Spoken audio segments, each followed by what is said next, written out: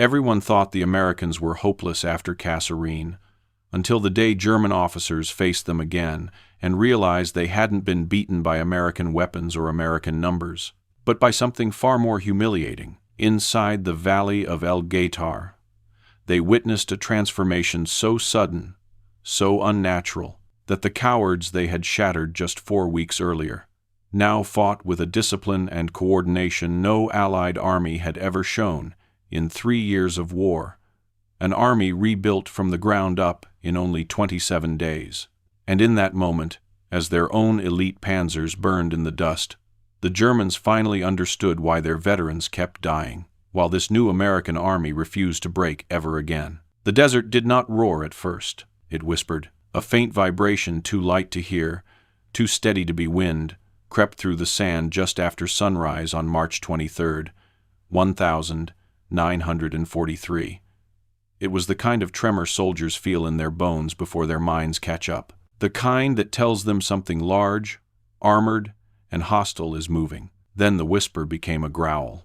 From the shadowed cut of the mountain pass west of Guettar, the first German tank burst into view. A Mark IV, its long gun jutting forward like a spear. Behind it, more shapes emerged one by one, forming a line that swelled into a tide of steel. 50 vehicles, at least Panzers, assault guns, half-tracks, loaded with infantry, rolling downhill with the practiced arrogance of men who had already judged their opponents unworthy. They had crushed these same Americans in February. What threat could they possibly pose now? The Germans advanced in a confident rhythm, engines revving in unison, turrets scanning lazily, commanders half exposed in open hatches, unbothered by what might be waiting. To them, this battlefield felt preordained. Another open valley, another American line, another clean victory before noon. But something about the valley didn't match their memory of American chaos. The air felt wrong, too calm for a force supposedly terrified of German armor. The ridges were too quiet. No scattering silhouettes, no panicked repositioning. Just stillness. Stillness that didn't resemble fear.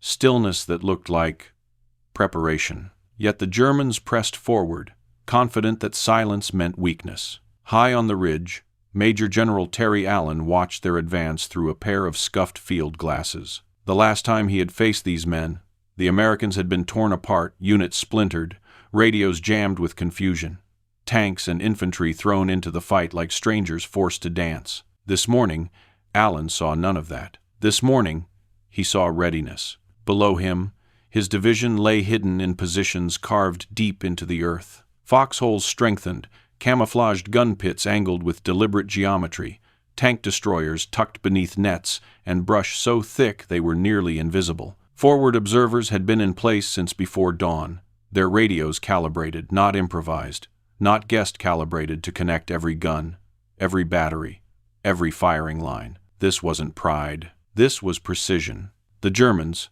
still unaware, spread across the valley, their formation widening like a net tossed across open water.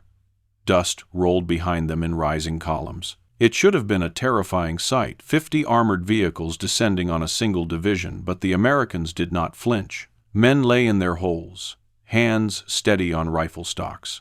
Gunners adjusted elevation wheels without a word. Tank destroyer crews listened to the rumble grow louder and felt not fear but focus. Something had changed since Kasserine, something fundamental. The first hint of that change revealed itself not with a shot, but with hesitation. A German tank jerked sideways as it rolled over an unseen obstacle. Not a boulder, not a wreck, a mine buried deep, placed with intention. Its treads tore free with a metallic scream, the tank collapsing into itself as smoke burst from its chassis. Another tank behind it swerved and hit its own mine. A third froze, unsure which direction was safe. Confusion rippled across the formation. This alone wouldn't have happened at Kasserine. Back then, American positions were riddled with gaps, unguarded lanes, exposed trenches, artillery out of sync. The enemy moved as if chasing cattle. But this valley had been studied, measured, shaped for a purpose. The Germans had walked into a design. Still, the Americans did not fire. They waited, letting confusion turn into vulnerability. Allen lowered his binoculars, not in triumph, not in anticipation, simply acknowledging that the moment had arrived. Because here, in this valley, the Germans thought they understood. The United States Army had quietly built something they had never shown before: coordination.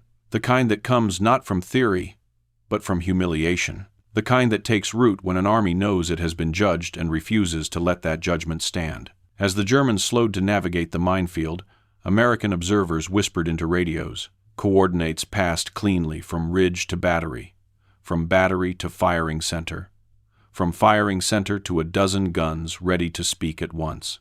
At Kasserine, such communication had been impossible. Now it was seamless. The Germans had expected the Americans to break on sight. Instead, the first artillery salvo broke over them. A wall of explosive force slammed into the stalled tanks. Sand erupted in plumes. Steel rang like struck bells. Half-tracks spun sideways as shrapnel bit through thin armor. White phosphorus sizzled in the air, clinging to metal, burning into every exposed surface. And still the Americans did not celebrate. This was not revenge. This was execution. Germans scrambled inside their vehicles, shouting orders lost beneath the roar. Commanders tried desperately to reorganize the advance, but every adjustment brought them under new angles of fire. The battlefield they thought was empty had been sculpted into overlapping kill zones. A second salvo crashed into the column. Then a third, then a fourth. Where was the panicked American retreat? Where were the broken lines? The scattered men? The desperate officers? Gone. Replaced by an army that waited silently for the exact moment to strike, then struck with a unity the Germans had never imagined possible from a force they once dismissed as amateurs. Only after the artillery lifted did the tank destroyers appear, not charging, not chasing, simply revealing themselves. From pits invisible a moment earlier, long-barreled American guns roared to life, tearing into the German formation from angles the Panzers could neither see nor counter. Each shot came measured, not reckless, not frantic. The Americans were not trying to survive the fight.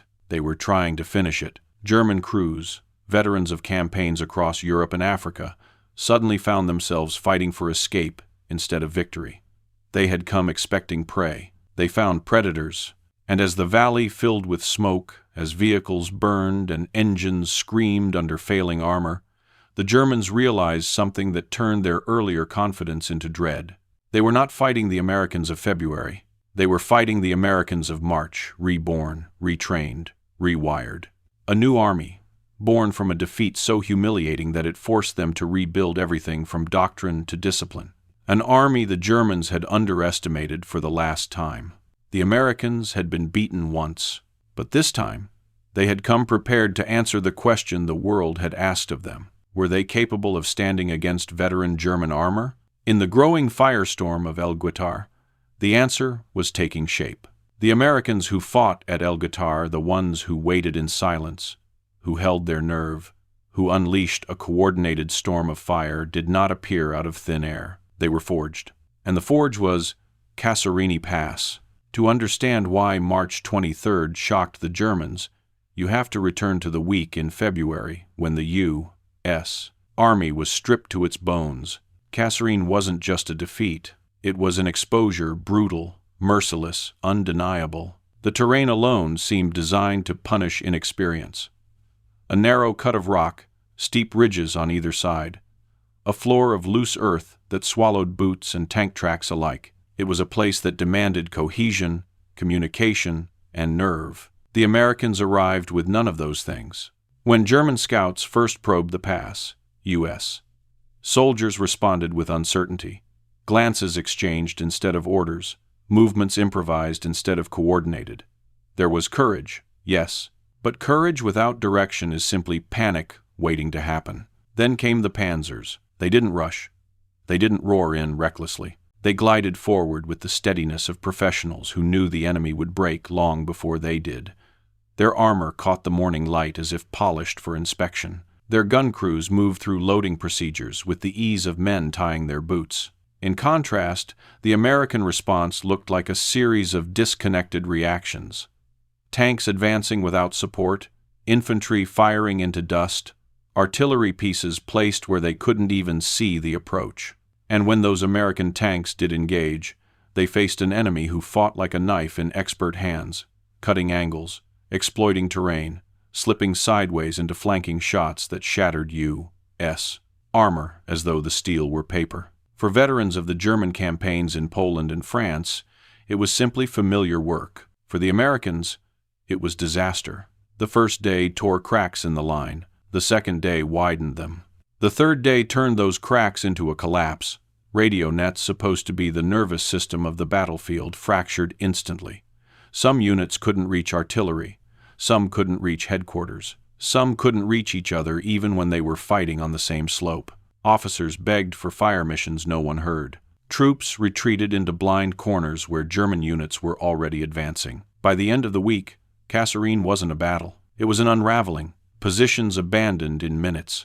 Tanks left smoldering on the roadside. Engineers running past vehicles still idling, their drivers already gone. Entire companies withdrawing into terrain they had never studied terrain the Germans had studied perfectly. And through all of it, the Wehrmacht moved with a collector's precision.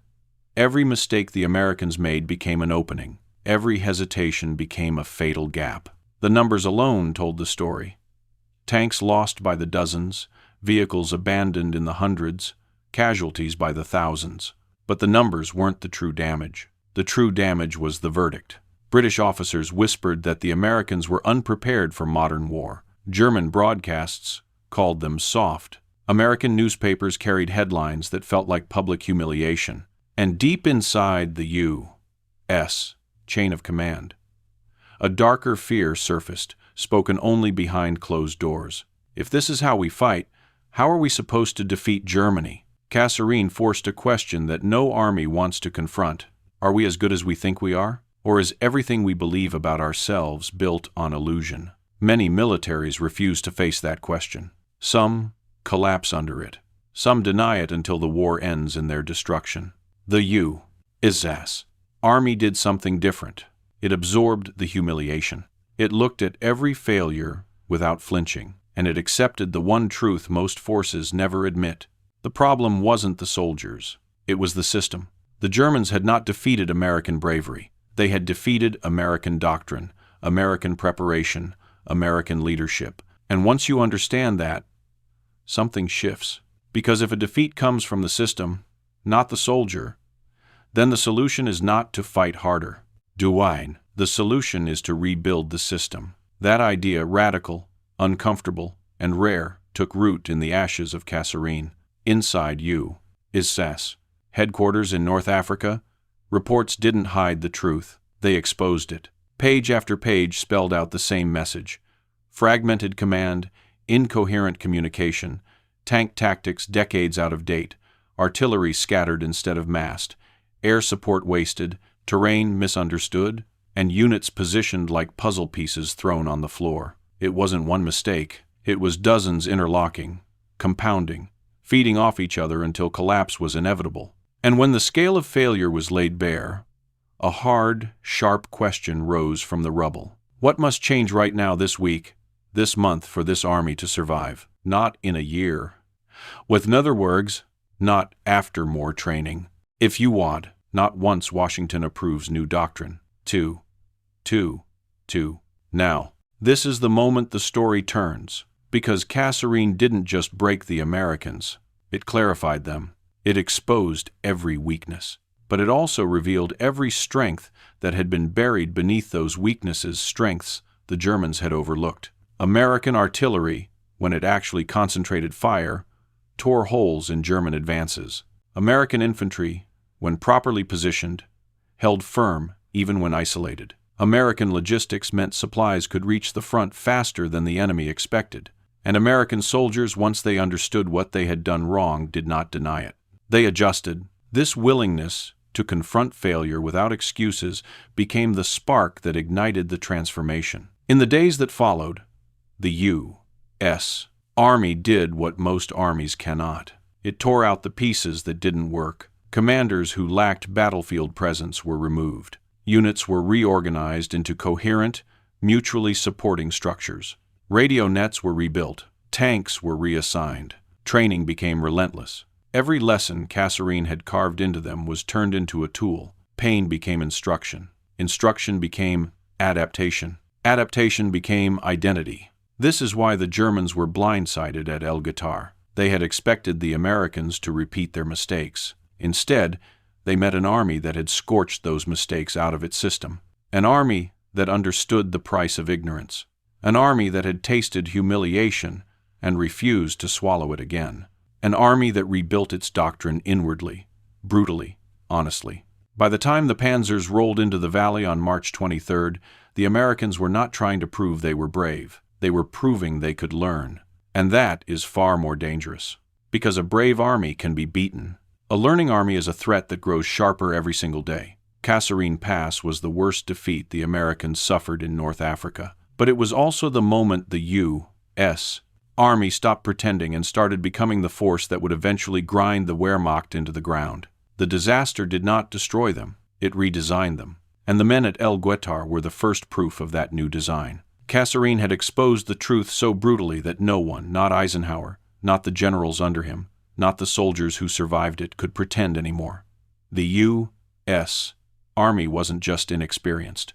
It wasn't just unlucky. It was unprepared for the war it was fighting. And when an army faces a truth that harsh, it either collapses or transforms. The man tasked with forcing that transformation was Dwight D. Eisenhower. In the days after the defeat, his headquarters felt less like a command post and more like an emergency operating room. Maps carpeted the tables.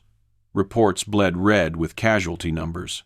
Officers spoke in clipped tones, trying to diagnose what had gone wrong. But Eisenhower already knew the answer. Everything. Not the soldiers, not the courage. The system. He had seen armies shatter before, some permanently, some briefly. What mattered wasn't the defeat. It was what survived inside the commanders after the defeat. Excuses or clarity? Eisenhower chose clarity. He read every after-action report, every transcript, every intelligence summary with the cold precision of a surgeon preparing to cut out rotten flesh. And when he finished, he reached a conclusion none of his subordinates dared say aloud. The man in charge of Second Corps had to go. Major General Lloyd Fredendall had commanded from a bunker carved 70 miles behind the front, an underground fortress blasted into sandstone so deep it looked more like a tomb than a headquarters. Eisenhower had visited it only once. That was enough. A commander who hid from the battlefield could not rebuild an army that needed to confront its own failures. So, 2 weeks after Kasserine, Eisenhower made the first decisive incision. Fredendall out, Patton in, and the temperature of the entire American force changed overnight. George S. Patton did not arrive to inspire. He arrived to burn away weakness. His reputation preceded him. Cavalryman, disciplinarian, a man who treated war like a profession and failure like a personal insult. Soldiers whispered legends about his temper, his obsessions, the way his presence alone forced men to straighten their backs. But none of the whispers prepared them for the reality. Patton descended on a Corps like a storm that had been waiting years to break. He demanded pressed uniforms in the middle of a desert campaign, helmets on at all times, leggings laced, insignia worn properly, jeeps washed, rifles spotless, vehicles aligned in perfect rows. Men who had survived Kasserine looked at these orders and thought he had lost his mind. Uniforms? Clean equipment? Inspections? What did any of that have to do with surviving the next German attack? Patton knew exactly what it had to do with it. Everything. Sloppiness in appearance bred sloppiness in action. A soldier who couldn't be trusted to fold his straps could not be trusted to hold a defensive line. A lieutenant who overlooked dust on his men's rifles would overlook gaps in his defenses. An army that tolerated disorder would die in disorder. So the discipline came first, not because Patton loved rules, but because he knew rules were how you transform fear into confidence. For 17 days, Patton turned 2 Corps into a forge. He prowled through camps at dawn, stopping jeeps on the road, quizzing drivers about their weapons, checking the depth of foxholes with the toe of his boot. He relieved officers on the spot. He fined those who disobeyed. He pulled rank like a weapon. And gradually, grudgingly, the complaints stopped. Not because the soldiers liked him, but because they saw something happening inside themselves. The chaos of Kasserine was fading. Confidence, thin at first, then steady, began to take its place. Patton understood one thing better than almost any general of the war. Morale is not built on speeches. It is built on standards, and once Second Corps had standards again, Eisenhower made his move. While Patton hardened the spirit of the Corps, Ike rebuilt its mind. The reconstruction was relentless. Artillery doctrine rewritten, radio procedures standardized, fire direction centralized, tank destroyers consolidated into battalions, not scattered patrols, air support linked to the ground through officers who actually lived with the units they served. It was as if the entire army had been stripped down to its frame and rebuilt with new tools, new wiring, and new expectations. Artillery that once fired independently could now converge with staggering precision. Tank destroyers that once fought alone now massed their fire where German armor was strongest. Infantry that once dug shallow scrapes now carved fortifications that could swallow a tank whole. Radio operators trained to speak a common language instead of shouting into voids. Commanders learned to position units so they supported each other instead of dying alone. This wasn't adaptation, this was reinvention. And in headquarters across Tunisia, German intelligence officers began noticing something unsettling. The Americans weren't behaving like the same force they had beaten in February. Their movements were tighter, their defenses more layered, their artillery more responsive, their patrols more disciplined, their logistics frighteningly efficient. It was as if a different army had replaced the old one, but they dismissed the signs. They trusted history. They trusted experience. They trusted what they had seen at Kasserine. They assumed change was impossible. And this miscalculation would become their undoing. Because for all the noise Patton created, the real transformation didn't come from his voice. It came from something quieter, deeper, harder to see. The Americans had stopped making excuses. When they trained with urgency. When they drilled with purpose. Every foxhole had a reason. Every field of fire had a calculation. Every position had a purpose. They no longer hoped to survive the next battle. They prepared to dominate it. By the time II Corps began its march toward the interior towns, Gafsa, Guettar, the passes leading toward the coast, an unfamiliar sensation began to settle into the ranks. Not arrogance, not confidence, conviction. They believed they could win. Not because someone told them they could, but because they had rebuilt themselves piece by piece, failure by failure, hour by hour, until the army that existed on the eve of Guettar was unrecognizable from the one that had shattered at Kasserine. The Germans would not understand this until it was too late. For now, they still believed they were facing the same disorganized, inexperienced force they had humiliated a month earlier. They saw fresh uniforms and assumed weakness. They saw new defensive lines and assumed inexperience. They saw Americans digging in and assumed fear. But what they were really looking at, what they completely failed to recognize, was an army that had remade itself under the pressure of its own shame. An army that had learned more in 27 days than many armies learn in 3 years. An army that had decided, deliberately and absolutely, that Kasserine would never happen again. When Second Corps moved into position around Guettar, they did not move like men hoping for redemption. They moved like men who knew redemption was inevitable. All that remained was the test. And on March 23rd, as the Panzers descended from the mountains expecting another easy victory, the Americans waited in silence, calm, steady, ready to show the world what a humiliated army could become when it refused to stay humiliated. By the time Second Corps began its march toward central Tunisia, the Americans didn't merely look different, they moved differently. Gone was the staggering uncertainty of Kasserine. Gone was the scattered confusion, the clumsy timing, the desperate improvisation. What advanced now was a force tightening into shape. Their destination was the oasis town of Gafsa, a dry bowl of dust and low palms that marked the entrance to the corridor leading toward the coast. It wasn't a prize, it was a gateway. If the Americans could break through the passes east of Gafsa, they could slice the Axis line in half, choking German and Italian forces between two converging Allied armies. But before that could happen, Second Corps needed a place to anchor the transformation that Patton and Eisenhower had ignited.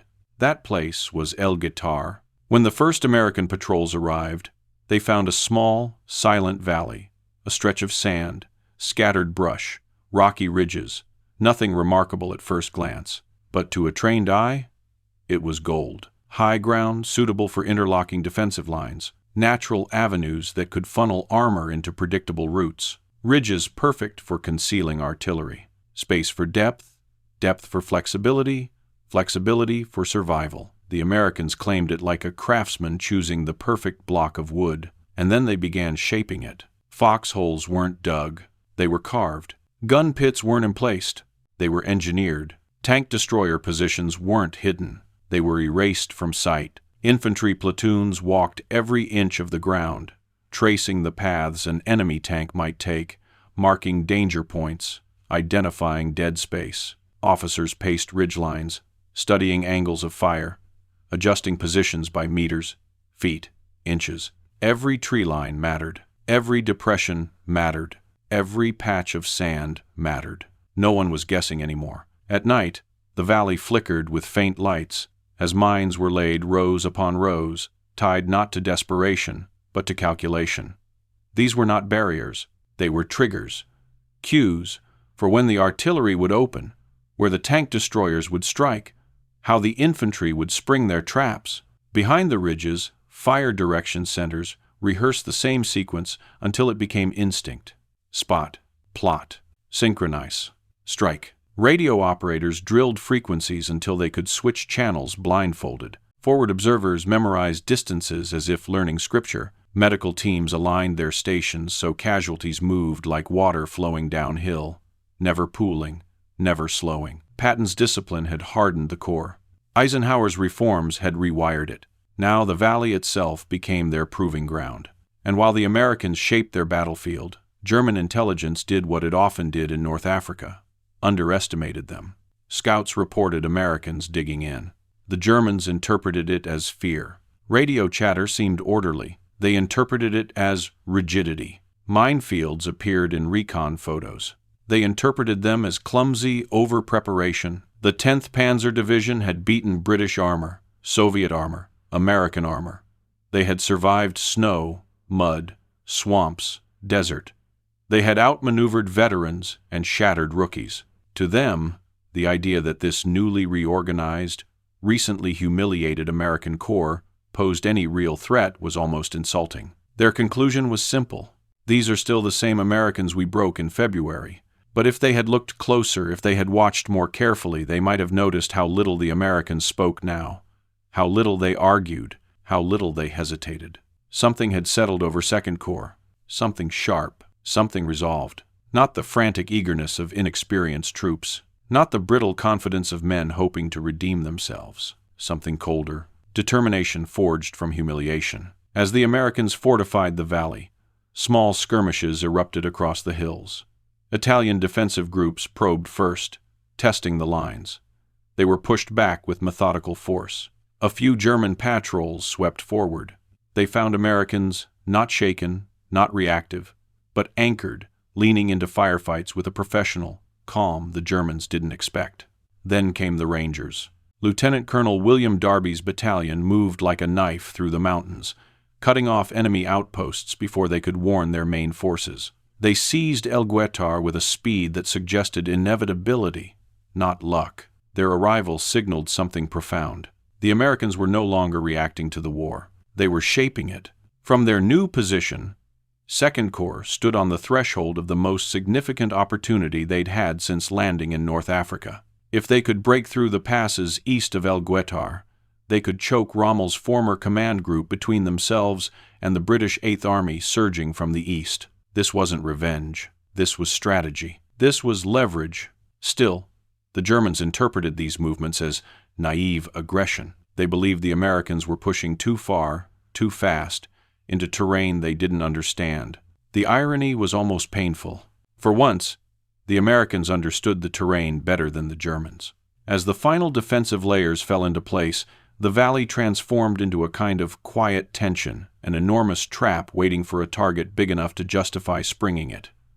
Gunners slept next to their weapons. Infantry rotated through listening posts. Officers checked and rechecked their maps, marking every fold of ground the coming battle would turn into life or death. Then the message arrived. 10th Panzer was coming. Not scouts, Not Italian auxiliaries, not probing attacks. The division itself, its core, its armor, its pride. A spoiling attack, intelligence said, meant to push the Americans back before they could break through the passes. To the Germans, it was a routine operation. To the Americans, it was providence. Because the men waiting in El Guettar didn't just want to survive. They wanted proof. Proof that they were no longer the force that staggered and bled and fell apart at Kasserine. Proof that their discipline meant something. Proof that the humiliations carved into them had turned into steel. So when dawn approached on March 23rd, the valley fell silent. The Americans weren't caught off guard. They had been waiting. Forward observers took their positions in the pre-dawn cold. Tank destroyer crews lifted canvas covers off their guns. Artillerymen hung lanyards beside loaded shells. Infantrymen tightened helmet straps and checked their rifle bolts by touch. In the dim light, Allen stood again on the ridge overlooking the pass, the same place he had stood when shaping the defensive lines, the same place he would soon stand to witness what his men had become. And when the first German tank appeared, followed by another, and then an entire steel wave spilling into the valley, Allen didn't lean forward. He didn't tense. He simply breathed in once, slow and measured. Everything was ready. Everything was set. Everything had led to this moment. The Germans believed they were marching into a repeat of February. They did not understand that they were marching into the answer America had been building ever since. At 6 on March 23rd, the valley stopped pretending to be quiet. The first German tank came charging out of the pass like a hammer thrown from the mountains above. Behind it, 49 more followed steel predators arranged in rows so straight they looked rehearsed. Dust boiled around their tracks, engines snarled like a rising storm, and the armored column surged forward with the confidence of a force that believed it already understood how this day would end. To them, El Guettar was simply Kasserine with better lighting. From their hatches, German commanders scanned the American lines and saw exactly what they expected. No retreat, no movement, no chaos. They mistook stillness for fear. They mistook silence for paralysis. They had no idea the Americans were silent because every man was listening for the sound that would trigger the plan. Allen's binoculars glinted on the ridge. Observers waited with pencils poised. Gunners gripped their lanyards. Tank destroyer crews crouched behind camouflage so dense even the sunrise didn't reveal them. The Germans had seen sloppy Americans. They had not yet met prepared ones. The first clue arrived under the lead Mark IV as it crushed across what it thought was untouched sand. There was no warning, just a bone-deep crack. A flash of fire erupted beneath the tank, heaving its chassis off the ground. The blast snapped its treads, flung its road wheels sideways, and slammed it into the earth with a metallic scream. The vehicle lurched, belched smoke, and died in an instant. The second tank swerved right straight into another mine. The third tried to brake and skidded into the wreck in front of it. The fourth froze, unsure which direction safety lay. In the span of seconds, every line in the German formation bent inward. On the ridge, Terry Allen lowered his binoculars. It was time. The American trap had always been built on timing Kasserine never gave them. At Kasserine, artillery never arrived together. Communications lagged or collapsed. Batteries fired independently, chaotically, like distant storms instead of a coordinated strike. Here, everything had changed. The minefield wasn't just a barrier, it was a signal. It told the artillery exactly when to begin. Forward observers whispered 3 simple words into their radios: fire for effect. What followed did not resemble the artillery the Germans had faced in February. The entire valley lit up. Shells rained down in a synchronized wall of fire, dozens in the first seconds, hundreds in the first minutes. High explosives slammed into the clustered Panzers. White phosphorus burst overhead, engulfing vehicles in streaks of burning chemical that clung to metal and armor seams. The force wasn't in the number of guns. It was in their unity. Every battery within range struck as one organism, not 6 separate battalions, not scattered companies, but a single, coherent weapon wielded with precision. German tank commanders shouted to reorganize the advance, but they were shouting into chaos. Tracks spun helplessly. Drivers backed into disabled hulls. Grenadiers leapt from half-tracks only to be shredded by shrapnel before they hit the ground. The battlefield that had seemed so open and inviting a moment earlier had become a kill chamber. The Germans tried to retreat out of the barrage, but the explosions boxed them in. They tried to advance, but mines and wreckage blocked their path. They tried to swing left or right, but interlocking American guns had already plotted those angles. Everything the Americans lacked at Kasserine, coordination, discipline, timing, was now weaponized against the enemy who once mocked them. Inside the storm, German officers realized something that chilled them more than the exploding shells. This artillery wasn't lucky. It was planned, perfectly. 12 minutes of continuous bombardment hammered the German column until the valley vibrated under the concussion. The sun climbed higher, revealing scenes of confusion no German veteran had expected to witness in North Africa: elite tanks burning, infantry scattering, half-tracks flipped onto their sides. Finally, when the barrage lifted, the Americans unveiled the next layer of the trap: tank destroyer. Silent until now, invisible until needed. The M10S and M3 gun motor carriages rose from behind their camouflaged nests like predators stepping out of tall grass. Their barrels were already aligned. Their crews had been waiting for exact ranges since before dawn. There was no charge, no dramatic maneuver, just cold, methodical destruction. Each gun fired, recoiled, corrected, fired again. German panzers that had survived the minefield and the artillery barrage were now trapped in open terrain, fully exposed to long-barreled American guns.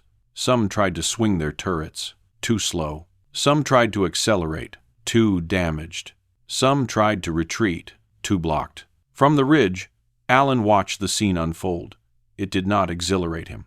This wasn't a victory to savor. This was a test his men were passing, proving what 27 days of hard truth and harder discipline had turned them into. A staff officer beside him urged withdrawal when 2 German tanks angled toward headquarters. Allen didn't budge. His voice cut through the air like a knife. "I'll be damned if I pull back, and I'll shoot the first man who does." I funked. It wasn't bravado. It was certainty. Certainty built on preparation. By 9, the German attack collapsed entirely. 30 armored vehicles lay burning or disabled. The survivors fled back toward the pass, engines howling in retreat, but the day wasn't finished. At 16:45, the 10th Panzer tried again, this time from another direction, hoping to flank the American positions. A reasonable tactic, a reasonable assumption, but the Americans no longer fought in straight lines or single layers. Artillery reconfirmed targets instantly. Tank destroyers pivoted with rehearsed precision. Infantry shifted positions without disorder, without hesitation, without fear. The second attack ended the same way as the first: wreckage in the dust. By nightfall, the Germans weren't planning a third assault. They were planning an escape, and as darkness settled over the valley, the truth hardened into shape.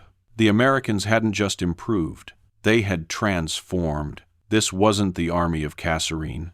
This wasn't the force the Germans ridiculed. This wasn't the confused, scattered collection of units that buckled the moment pressure applied. This was something new, an army rebuilt on discipline, on adaptation, on the humiliation they refused to repeat. The trap had closed. The question posed at Kasserine had been answered at Guettar, and every German officer who escaped that valley understood the same terrifying truth. The Americans had learned faster than anyone expected, and now they were coming. When the smoke finally thinned over Guettar, the battlefield no longer resembled the clean, confident advance the Germans had envisioned that morning. It looked like a graveyard of assumptions: burning tanks, shattered half-tracks, twisted metal glowing beneath the North African sun. But the dead machines weren't the real story. The real story was the silence. Not American silence, German silence. The same officers who had once jeered at American inexperience now stared across the valley with an expression no Allied intelligence officer had seen on their faces before. Recognition. Something fundamental had shifted. Something irreversible. For weeks after Kasserine, German reports had labeled the Americans poorly trained, poorly led, unstable under pressure. Rommel himself had dismissed them as barely worth the attention of a seasoned Wehrmacht commander. But now the 10th Panzer Division, the pride of German armored warfare, hardened by years of victories from France to Russia, was forced to acknowledge the truth. They had underestimated an army that refused to stay what it was. Inside the surviving German command posts, conversations turned sharp, clipped, almost disbelieving. How had the Americans coordinated artillery so quickly? How had their tank destroyers been positioned so precisely? How did their infantry hold the ridges without breaking under pressure? These were not questions the Germans had ever needed to ask about American forces. At Kasserine, the Americans had crumbled at the first concentrated assault. At Guettar, they absorbed the assault, redirected it, and broke it apart like a wave hitting a stone wall. The contrast was so stark that German officers began reviewing the battle as if they were studying a sudden mutation. They learned, one report noted. They learned too fast, another added. They should not have been able to do this in 1 month, a third admitted. But the most telling line came from a German major who had survived both battles. These are not the same men, too. And, quote, he didn't mean the individuals, he meant the army. Before Guettar, the American army in North Africa was a question mark. Brave? Certainly. Equipped? Excessively. Coordinated? Barely. Dangerous? Only in flashes. What happened in the valley that day forced the world, friends and enemies alike, to reconsider the United States as a military power. Because the men at Guettar didn't fight like novices. They fought like a force that had taken humiliation, distilled it into clarity, and rebuilt itself with frightening speed. Every defensive line was reinforced exactly where it needed to be. Every battlefield contingency had been pre-planned. Every soldier knew why he was there and what the men beside him would do. This wasn't improvisation. This was design. And design meant intention. And intention meant identity. The Americans had finally become a predictable army not in their weaknesses, but in their strengths. A force defined not by energy or optimism, but by discipline and adaptability. This was the moment the United States Army stepped into the war as a real contender. Across Allied command posts, reactions were mixed. Some British officers had spent the previous month quietly preparing to isolate American units from major operations. Eisenhower could feel their doubt in every meeting, every memo, every carefully worded suggestion. But Guettar overturned that narrative. Reports came in describing the Americans' artillery coordination as exceptionally well managed, their defensive layout as deep and intelligently constructed, their tank destroyer employment as far superior to previous engagements. Wise sound. Montgomery's staff, never quick to praise, found themselves forced to adjust their assessments. Alexander, who had doubted American battlefield awareness, admitted privately that the U.S. performance had been vastly improved. Some praise was grudging, some was quiet, but all of it was undeniable. The Americans had earned respect, not demanded it, not requested it. Earned it through blood, through discipline, through the ruthless honesty Kasserine had forced upon them. One of the most telling signs of how deeply Guettar shocked the Germans came from their strategic adjustments. After this battle, they no longer assumed American positions would crumble under pressure. They no longer sent armored thrusts forward without reconnaissance. They no longer treated American infantry as temporary obstacles. Instead, they altered their firing doctrines. They refined their defensive patterns. They began to commit reserves earlier, not later. They reinforced sectors facing American units more heavily than sectors facing British ones. Not because the Americans were superior to the British, but because the Americans were unpredictable. They improved too quickly. They adapted too easily. They learned too fast. That terrified German planners in a way no Allied propaganda ever could. Germany could deal with a steady, predictable enemy. What they could not handle was an enemy that came back stronger after every defeat. Danger does not come from strength alone. Danger comes from growth. And inside Guettar, the Americans demonstrated something far more important than raw power. They had become learners. Learners survive. Learners evolve. Learners outlast. This is why German officers began referring to the Americans with a tone they hadn't used before, a tone edged with caution. When Rommel later reviewed the battle in his papers, he noted something few generals ever admit. The Americans recovered too quickly. 1. He didn't mean their morale. He meant their competence.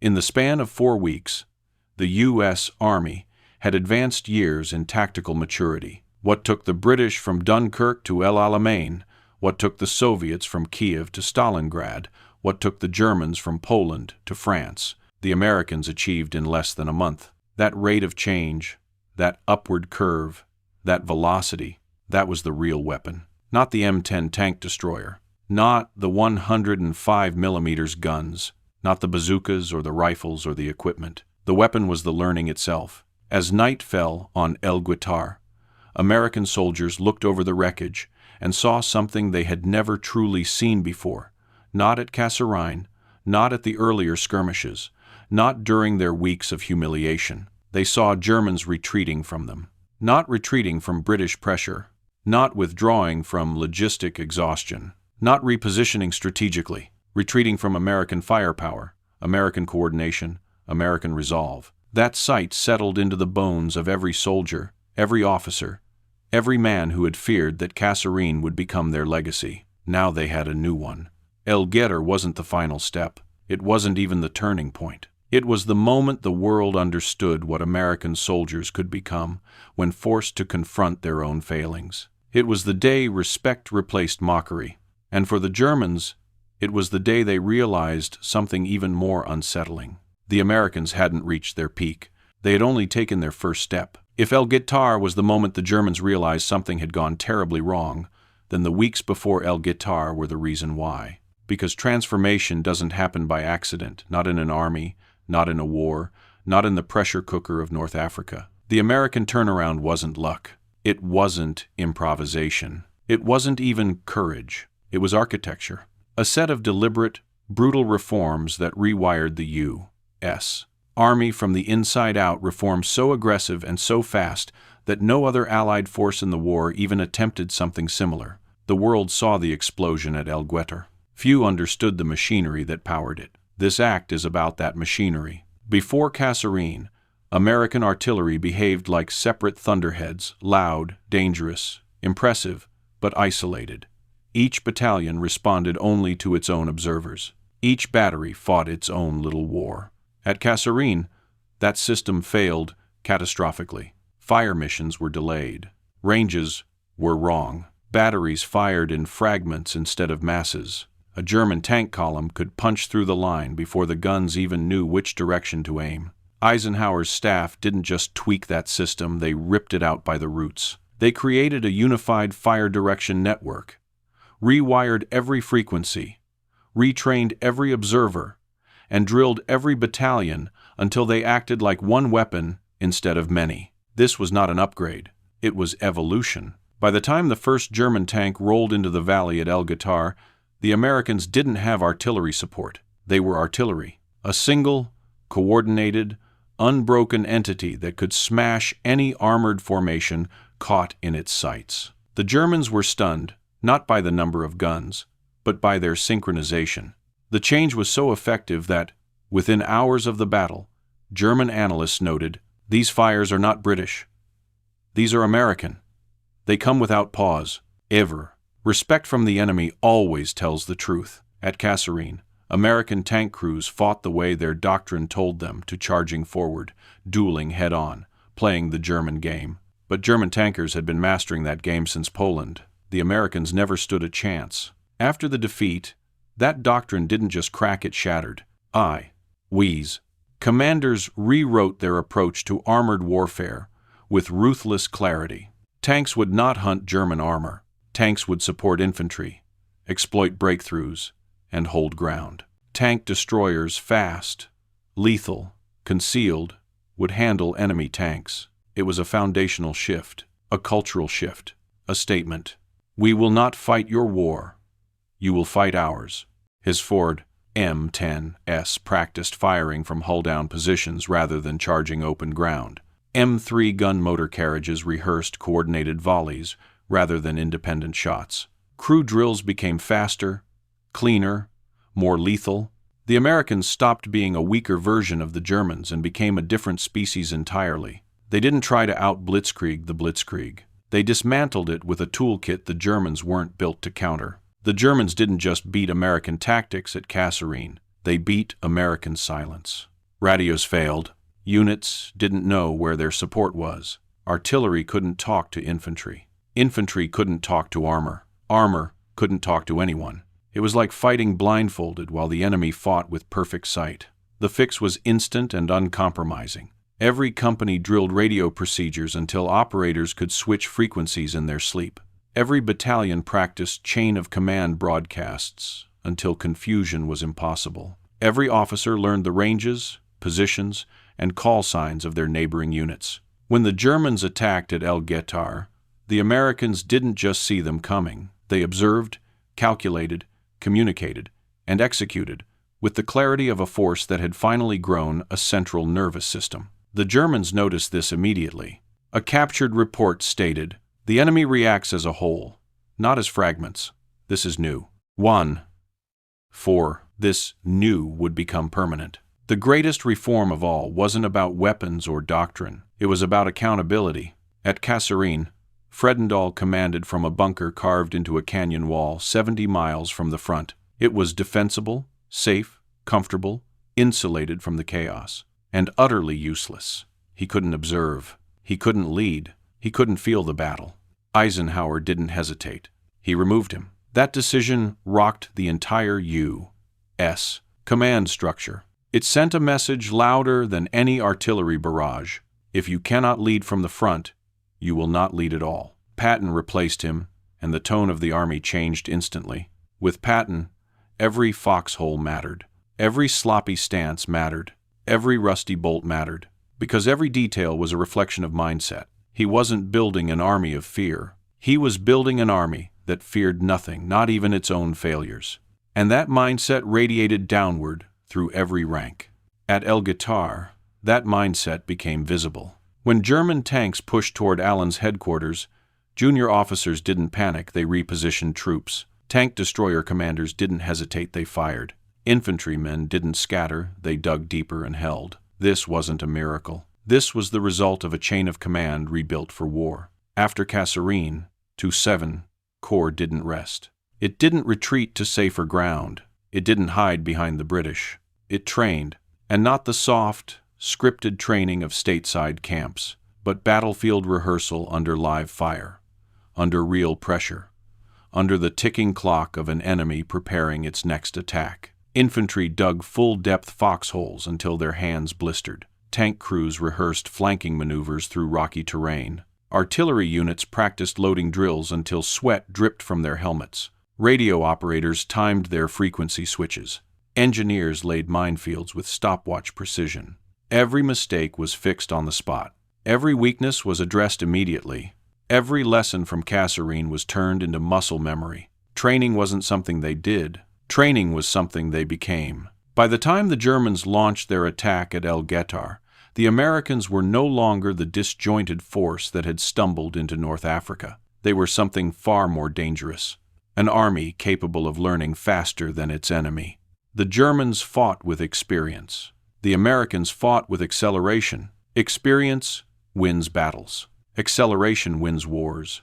Guettar proved that the Americans weren't just adapting, they were outpacing. And every reform, every change in doctrine, discipline, communication, training, and command had converged to create a force the Germans could not predict. The U.S. army that broke at Kasserine was gone.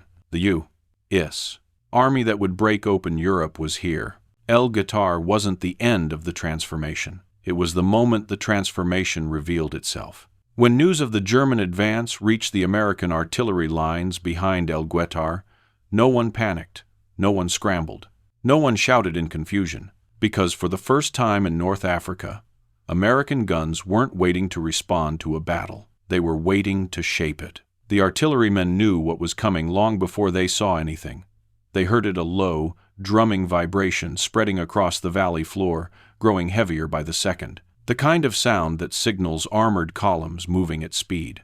In February, that sound had meant doom. In March, it meant opportunity. Crews moved into position with rehearsed fluidity. Ammunition handlers cracked open crates. Fire direction teams stood over their maps like generals preparing to carve a nation. Gunnery sergeants tightened their grip on lanyards, waiting for the single word that would decide the fate of the valley. The Germans thought they were attacking an army still trying to understand how to use its artillery. In reality, they were about to experience the work of a corps that had spent the last 4 weeks turning artillery into its sharpest weapon. Before Kasserine, the guns were loud.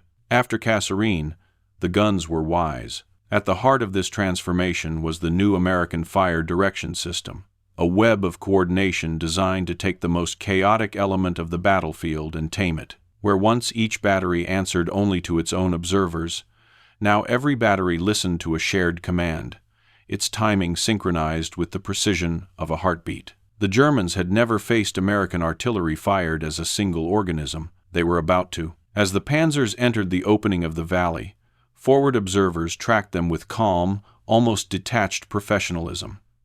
No frantic corrections, no desperate radio calls, just steady measurements, spoken in clipped, deliberate cadence.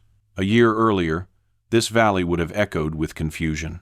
Now it pulsed with control. Once the lead German tanks hit the minefield, triggering the chain reaction that bent the assault inward, the observers didn't celebrate. They simply relayed the final piece of information the gunners needed. Coordinates locked. Ranges confirmed. Wind measured. Firing tables aligned. The valley held its breath. Fire. 2. What followed didn't resemble artillery as the Germans understood it. This wasn't scattered thunder. It wasn't harassing fire. It wasn't a barrage meant to delay an attack. It was annihilation. Dozens of guns roared so close together that their blasts merged into one continuous wall of sound. The first salvo slammed into the German column with such precision that even German officers claimed afterward it felt premeditated. End quote. Shell after shell landed exactly where the Americans wanted on the stalled armor, on the bottlenecked infantry, on the vehicles trying to reverse out of the killing zone. The explosions didn't just destroy tanks. They broke the German rhythm, shredded their timing, and dissolved their confidence. This was the first time in the campaign that German officers realized something terrifying. The Americans weren't just firing faster, they were thinking faster. Their artillery network adjusted angles mid-salvo. Their observers updated firing solutions without hesitation. Entire battalions shifted targets in seconds, not minutes. The German attempt to reorganize was slaughtered by the second wave. Their attempt to retreat collapsed under the third. Their attempt to disperse disintegrated under the fourth. This wasn't a battle. This was orchestration. In headquarters across the valley, German officers shouted for repositioning, counterfire, anything to stop the wall of destruction rolling toward them. But nothing worked. The Americans weren't outgunning them. They were outmaneuvering them on paper, on radios, in the air above the battlefield, and in the timing of every strike. When the barrage finally lifted, leaving behind a snarl of broken tanks and burning vehicles, the German survivors didn't feel relieved. They felt hunted, because the artillery was only the first voice in the American symphony. As the smoke thinned, the second voice emerged, tank destroyers rising from their camouflaged pits, like predators scenting wounded prey. The M10s didn't rush forward. They didn't advance blindly. They advanced with the cold, steady confidence of crews who knew the battlefield had already been shaped for them. Every tank they targeted had already been softened by the artillery. Every enemy position they engaged had already been revealed by observers. Every German attempt to maneuver had already been predicted. Tank destroyer gunners fired with calm brutality. One shot, adjust. One shot, kill. One shot, kill again. They weren't trying to hold the line. They were trying to clear it. In the German ranks, panic turned sharp. Men who had charged forward hours earlier with veteran arrogance now shouted over each other, trying to find any direction that wasn't already covered by American fire. And that was the final revelation of the American transformation. The artillery didn't break the German attack. The artillery prepared the German attack for destruction. At Kasserine, everything had gone wrong. At Guettar, everything went right. Because now the Americans didn't just have the equipment, they had doctrine. They didn't just have power, they had precision. They didn't just have guns, they had coordination. This was the first time in the war when German commanders looked across a battlefield shaped by American hands and understood that something fundamental had changed. The Americans had finally found their voice, not in speeches, not in strategy, but in the synchronized roar of guns that could turn the strongest armored division in North Africa into wreckage in a single morning. And for the first time, the Germans were forced to confront a truth they never expected to face this early in the war. They were not the only professionals on the battlefield anymore. When the American artillery fell silent for the first time that morning, the valley did not feel relieved. It felt unfinished, like a held breath waiting to be exhaled. The panzers that survived the barrage burned quietly, their shattered silhouettes tilting like broken pillars in a ruined temple. Smoke curled upward in slow, mournful ribbons. The bodies of ruined half-tracks still smoldered. German infantry crawled for cover that no longer existed. But the Americans weren't finished, because everything that had happened so far, the minefield, the precision bombardment, the systematic breaking of the German formation, was only the opening act. The second stage of the trap hadn't yet sprung. And when it did, it would strike at something far more important than German armor. It would strike at German morale. Too many histories treat morale like a soft thing, an emotion, a concept, a luxury. But on a battlefield, morale is more physical than steel. It is the weight that keeps men in their positions. It is the force that steadies their hands. It is the tether that holds a unit together when the world is collapsing. And on that morning at Guettar, the Americans were about to snap that tether. The Germans, still dazed, tried regrouping. Officers shouted orders through smoke. Tank commanders attempted to form a new line, pulling what armor they could out of the kill zone. But regrouping requires time, and the Americans had no intention of giving them any. The moment the artillery lifted, the tank destroyers moved. No triumphant advance, no dramatic charge, just a cold, relentless push forward. Guns angled downrange, engines humming with restrained violence. German tank crews spotted the approaching M10S and M3S, but the sight didn't inspire confidence. It inspired disbelief. How were the Americans already moving? How were they already firing? How had they positioned themselves so perfectly? Because the Germans weren't looking at men improvising. They were looking at men executing a sequence that had been rehearsed, refined, and hardened into instinct. The first volley came from the southern flank 5M10S that had been invisible moments earlier. Their shots tore into the remnants of the Panzer line with surgical precision. 2 German tanks erupted in flame. A third lost its turret to a direct hit that ripped it skyward like a thrown coin. A fourth tried reversing but collapsed into the wreckage behind it. Panic spread faster than fire. German infantry scrambled across open ground, diving for trenches that had been obliterated by artillery. Panzer grenadiers tried deploying their guns, but every firing position they attempted was already under observation by American marksmen. Meanwhile, American infantry on the ridges didn't rush. They didn't expose themselves. They stayed rooted, holding lines with the discipline of an army that understood the power of patience. They waited for the Germans to come into range. And when they did, the ridges erupted. Machine guns hammered downward in long, steady bursts. Rifles cracked with measured accuracy. Mortars thumped from positions so well concealed that the Germans never located them. This wasn't the wild, frantic American defense the Germans remembered from Kasserine. This was geometry. This was orchestration. This was a battlefield bent to the will of a force that had finally learned how to fight. But the most devastating blow was still coming. Because even after 2 failed assaults, the 10th Panzer Division still believed they could salvage the battle. They still believed they could turn the Americans, or flank them, or force a collapse through sheer weight of experience. They still believed victory was possible. At 1645, they tried again. A new assault force, tanks, half-tracks, infantry, tried sweeping around the American left flank. It was a smart move, a veteran's move, the kind of maneuver that might have broken an inexperienced army. But Ecke Corps wasn't inexperienced anymore. They were ready. Before the Germans even reached firing distance, American observers called in another barrage, smaller than the morning's strike, but perfectly placed. It fragmented the German approach, scattering their infantry, breaking their cohesion. Then the tank destroyers pivoted, not with heroic speed. With mechanical efficiency, their barrels turned, their engines growled, and they opened fire again. The second German assault didn't break, it dissolved. One tank after another lit up the dusk. Half-tracks blew apart in arcs of shrapnel. The momentum of the German attack died like a flame snuffed between fingers. What had begun the morning, with confidence, ended by evening in something the Germans rarely felt: apprehension. Not fear. Fear comes from surprise. Apprehension comes from understanding. The Germans finally understood that the Americans hadn't merely defended El Guettar. They had predicted El Guettar. They had shaped it, scripted it, controlled it so completely that the Germans were no longer fighting an opponent. They were surviving an opponent's design. By nightfall, the 10th Panzer Division pulled back into the mountains with the movements of a force that had just discovered a problem bigger than the battle they had lost. They hadn't been beaten by American numbers.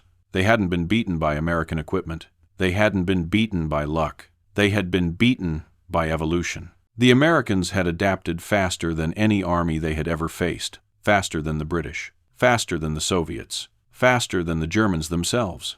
And the Germans knew exactly what that meant. If this was what the Americans could become after one defeat, what would they become after one victory? The desert wind died down. Fires dimmed.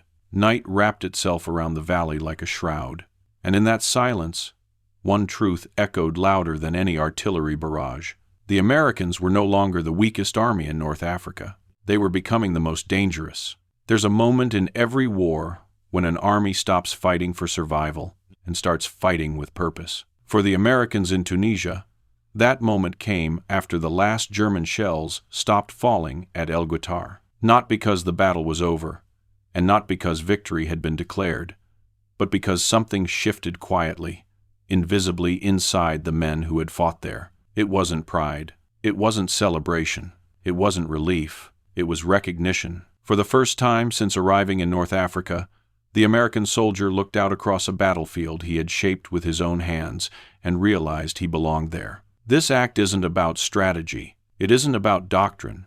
It isn't about weapons. It's about the psychological revolution that turned a staggered, doubted, dismissed army into a force that terrified its enemies. Because wars are not won by weapons alone. They are won by belief. And belief is born the moment a man sees a version of himself he didn't know was possible. When the first American units landed in North Africa, they were still half-shaped, still carrying the scent of barracks training grounds, not battlefields, still believing that war would unfold the way the manuals predicted. That belief evaporated at Kasserine Pass. They tasted collapse. They tasted humiliation. They tasted what it means to be unready, while a veteran enemy advances without hesitation. And for many, that humiliation didn't create fear, it created hunger. A hunger to redeem themselves. A hunger to become something worthy of the uniform they wore. A hunger to never feel powerless again. But hunger alone doesn't transform men. Failure doesn't automatically sharpen you. Defeat doesn't automatically teach you. The difference at El Guettar was that the Americans accepted their failure and then weaponized it. They didn't blame each other. They didn't hide the truth. They didn't pretend the defeat was anything less than catastrophic. They faced it head-on and said, "Never again." That mindset is rare in armies. It is even rarer in new armies. But it is the mindset that accelerates evolution. After the battle, soldiers weren't talking about victory. They were talking about how things had worked, how the minefields had been positioned exactly where they needed to be, how artillery had hit within feet of its intended targets, how communication between companies felt seamless instead of chaotic, how officers actually saw the battlefield rather than reacting to fragments of it. For the first time, American soldiers felt the war slowing down. Before El Guettar, everything felt faster than them: the German attacks, the armored thrusts, the shifting lines, the noise.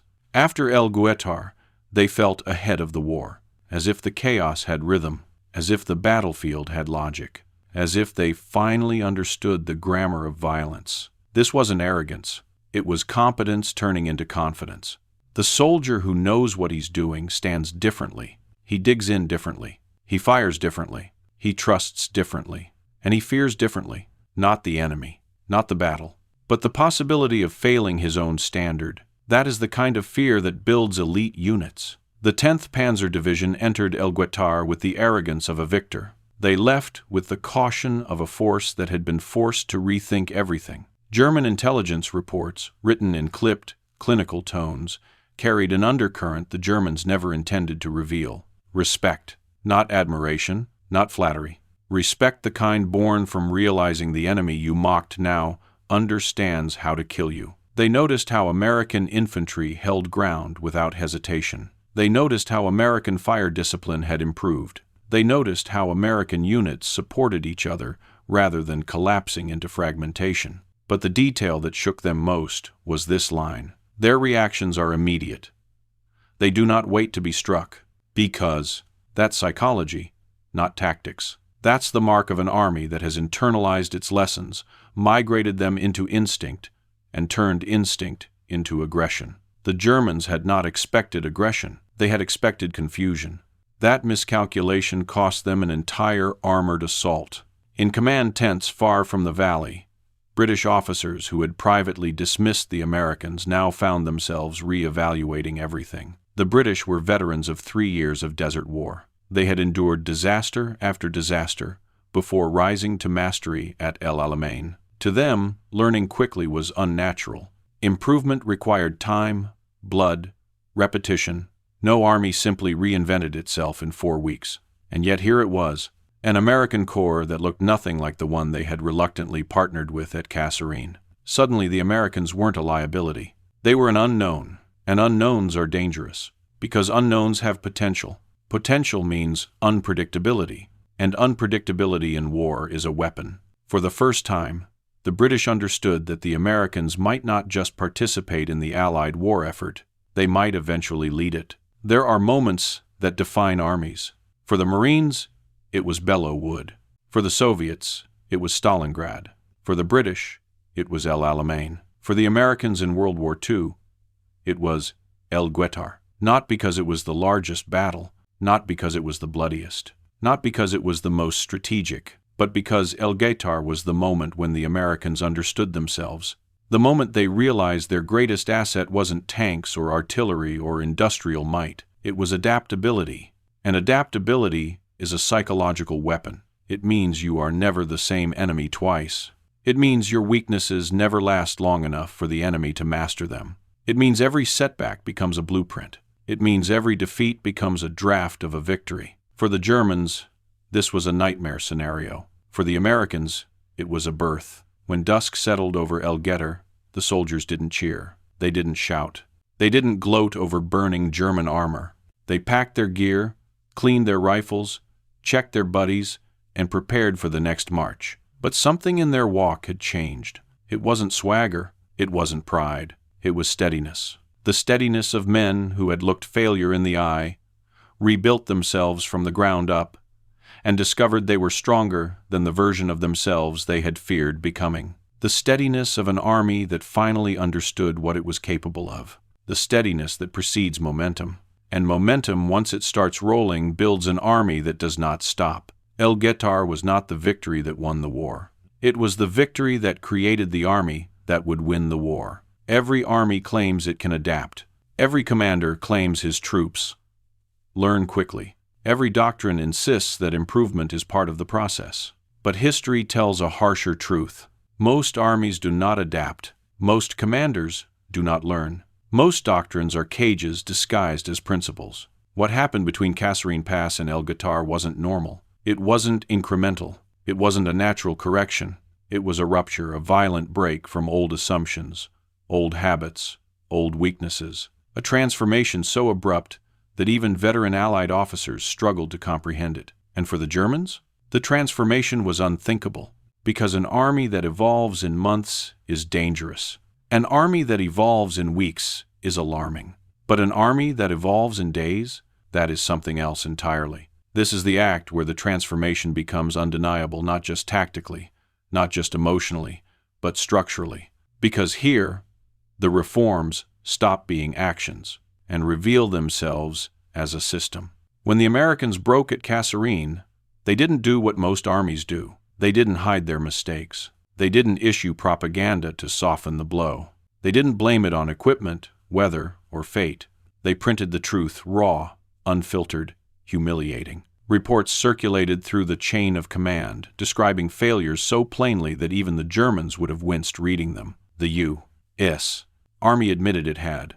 mismanaged its armor, fragmented its divisions, misused artillery, undertrained officers, misunderstood combined arms, and positioned units so poorly that defeat was almost guaranteed. Other armies would have buried such reports. The Americans studied them. This honesty wasn't self-criticism, it was fuel.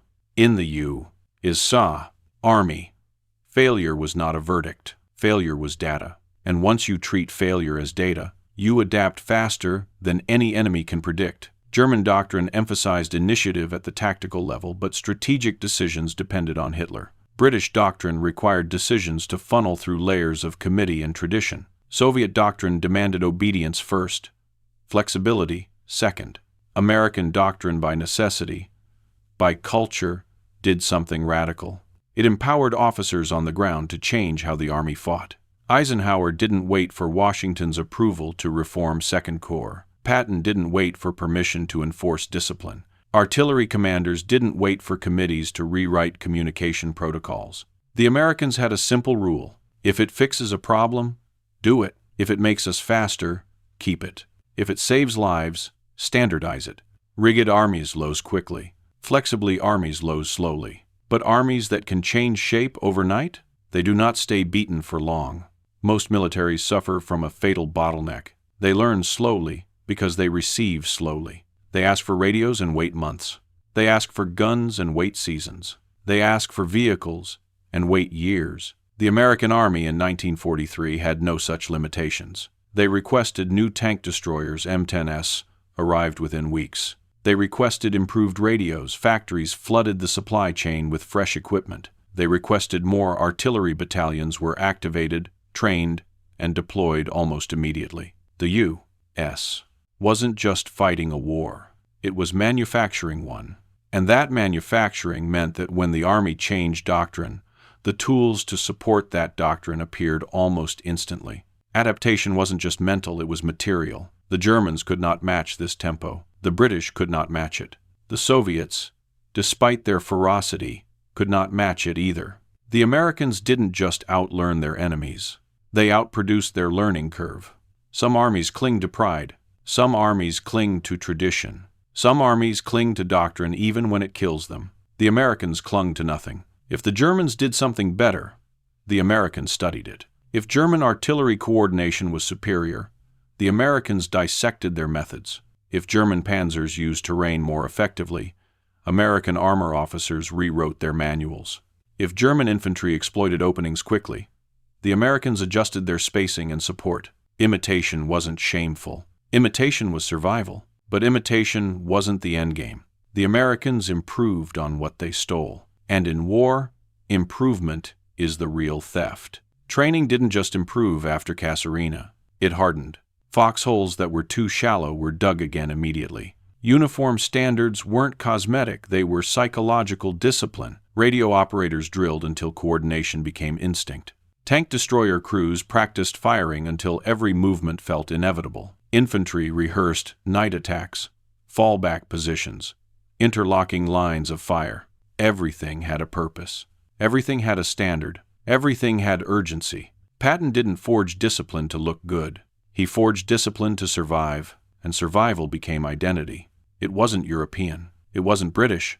It wasn't even fully American in origin. It was hybrid. It was fast. It was brutally pragmatic. It was adaptable to a degree that terrified the enemy. And it culminated at Guettar, where all 5 advantages converged into one undeniable reality: the U.S. Army had changed faster than the Germans could understand, and faster than the Germans could counter. That speed, more than the guns, more than the tanks, more than the numbers, was what made the Americans dangerous. Because no matter how many German tactics you defeated, no matter how many German offensives you survived, no matter how many German generals studied you, the Americans would not fight the same battle twice. And in a war where every army tried desperately to keep the advantage they already had, the Americans discovered the ultimate advantage. They could become someone new. Every 27 days, if necessary. The German retreat from Guettar did not end the battle. It reshaped it, because armies like the 10th Panzer Division don't simply crumble and disappear. They recoil, reassess, and rebuild. They fall back not to surrender ground, but to choose where the next fight will happen. And in Tunisia, that meant one thing: the hills. Rising above the valley like ancient, silent judges, Hill 369 and Hill 772 became the new Axis fortress lines. Jagged slopes, narrow approaches, brutal gradients, terrain designed by nature to punish any army reckless enough to climb it. If El Guettar was a proving ground, the hills were a crucible. This is where the Americans would face the question every new army must eventually confront. Can you win when the terrain, the enemy, and the odds all declare you shouldn't? The valley floor had favored firepower, coordination, and timing. But the hills? The hills favored only one thing: experience. Steep inclines meant tanks were nearly useless. Rocky ridges shattered lines of advance. Narrow gullies created natural choke points perfect for machine guns. Every approach path exposed attackers to downward fire. And defending the heights were Italians and Germans who had dug in with a fanatic's determination. These weren't shaken survivors of a failed armored assault. These were infantry who wanted the Americans to come uphill. If the Americans were the army of speed, adaptation, and firepower, the defenders were the army of entrenchment, discipline, and terrain mastery. What happened next would test whether the U.S. transformation was real, or an illusion created by the valley. American units moved on Hill 369 with the confidence earned in the valley, but confidence doesn't deflect bullets. The first ascent was brutal. Every step upward was like entering a funnel of death. German and Italian machine guns raked the slopes, pinning down platoons that had nowhere to advance and nowhere to retreat. Mortar fire fell in tight patterns, as if the enemy knew exactly where the Americans would be before they even reached the hillside. And the defenders weren't just skilled, they were invisible. Rocks, brush, camouflaged nests, hidden crevices. The hill seemed alive with fire, every burst erupting from a new direction. American line commanders shouted orders, but their voices were swallowed by ricochets. Squad leaders crawled forward through dust and blood. Medics worked behind boulders that shook with every explosion. The climb became less a maneuver and more a struggle, a physical, psychological grind up hostile earth. For the first time since El Guettar, the Americans felt stopped. And that sensation, the sudden halt of momentum, cut deeper than bullets. In the valley, the Americans had every advantage: open ground, artillery timing, tank destroyer positioning, communications. But on the hills, none of that mattered. Artillery support was limited, the slopes prevented precise registration. Tank destroyers couldn't climb. Armored support was impossible. Close air support was unreliable due to thin ridgelines and ground haze. This wasn't about doctrine, this was about grit. The kind of grit that can't be taught in 17 days. The kind of grit that only emerges when your enemy is above you, dug in, and waiting. The Americans didn't break, but they didn't succeed either. Not yet. By the second day, commanders stopped trying to win the hill in a single push. They studied the terrain, mapped blind spots, identified weak seams between defensive nests, found routes where small units could infiltrate rather than assault. This wasn't blitzkrieg. This wasn't British set-piece doctrine. This wasn't Soviet mass waves. This was something new. American decentralized problem-solving at the micro level. Platoons began maneuvering like independent strike teams. Machine gun squads shifted positions constantly to pressure defenders. Mortar crews adjusted angles with near-mathematical precision. Engineers crawled forward under fire to place charges on fortified rock alcoves. Instead of one big attack, the Americans launched dozens of small ones, testing, probing, learning, and slowly, the hill began to give ground. Not because the Americans overwhelmed it, but because they figured it out. Night in the hills was a different war entirely. Moonlight fractured on rocks. Shadows stretched into false silhouettes. Every sound carried. But the Americans, once terrified of night operations, now used darkness as a tool. Patrols crawled upward. Snipers shifted between crevices. Infantry fixed bayonets for silent kills. Small groups infiltrated to grenade machine gun nests before slipping away. A German sergeant later wrote, "By day we held the hill. By night, the hill belonged to them. That are weighed. Every inch gained became a foothold. Every eliminated nest became a tunnel upward. Every fallback forced the defenders to compress inward, tightening the noose around their own positions. The hills did not fall in a dramatic charge. They eroded under pressure, the pressure of an army that refused to stop learning, refused to stop adjusting, refused to stop climbing. After days of grinding ascent, the final breakthrough came not from tanks or artillery or air power, but from infantry who had become veterans in a matter of weeks. The last German positions tried to hold. They fired until their barrels glowed. They shouted for reinforcements that never came. They attempted counterattacks that died within seconds. But once American squads reached the crest, the defenders realized the truth. They were no longer fighting amateurs. They were fighting equals, and in some ways, superiors. A single push collapsed the final line. The summit fell. And with it fell the illusion that German terrain mastery could halt American momentum. Guettar showed the world that the Americans could transform. The hills showed the world that the transformation was real, because surviving a battle is one thing, winning one is another.